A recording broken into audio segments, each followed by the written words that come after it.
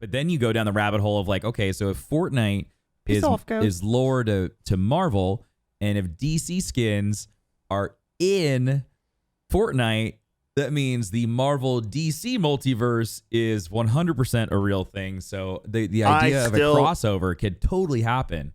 I still maintain that Disney will buy DC before 2027. I said within 5 years. Before 2027, Disney will buy DC. Watch. I mean, it would DC make is in financial trouble right now. They can't get their movies off the ground. The Batman did very well. Yeah. And they're going to build a universe around Batman, but you don't think they want to capitalize on the rest of the roster?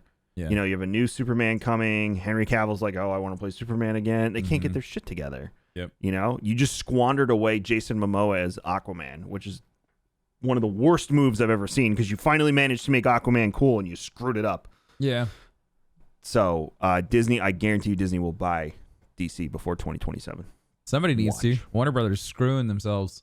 Oh, yeah. Rough. No, Disney will buy it, and then they're going to have some similar deal like they have with Marvel and Universal with all of the Six Flags parks, because the Six Flags parks all have DC characters.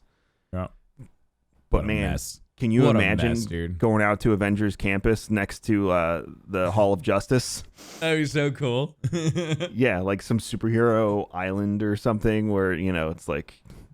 It'd just be wild. But then, you know, after the multiverse, when you're done with Marvel, the next thing you do is you take the multiverse to blend them together. Mm-hmm. Yep. You know, exactly. Batman showing up arm in arm with Captain America to fight Darkseid or something, who met Thanos, and they're like, let's destroy the world together. You know, whatever. So, yeah. Anyway, just wait for it.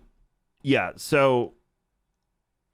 Is it likely that there is a multiverse with all of them in it? Sure, like you said, Fortnite exists, but I don't think we'll ever see anything movie or TV wise. It's like, but I could see more what if stuff that could cross over. Sure. Yeah, well, because that's their playground. That's what allows them to build out these certain fantasies and see if it works.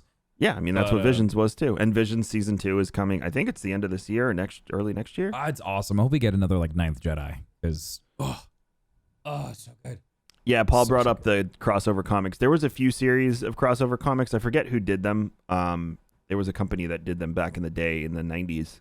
I had a few issues. There was one where the multiverse merged. Did you ever read that one, Tim? No, but the only crossover for Marvel DC that I was ever introduced to was the Sega game, the Sega Fighter game. It was the Marvel DC Fighter game.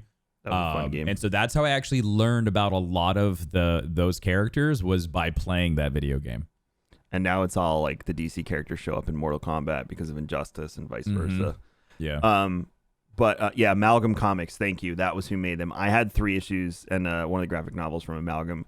If you can get your hands on them, Tim, it's actually a really good read because like, so what happens is something happens to the multiverse and they actually like smash into each other. Okay. So like Wolverine and Batman is one person. Oh, I have seen pictures of this. And Superman and Captain America is one person. And the Joker, I forget who the Joker, I think it might have been the Joker and Sabretooth or something, is one person. Oh, gross.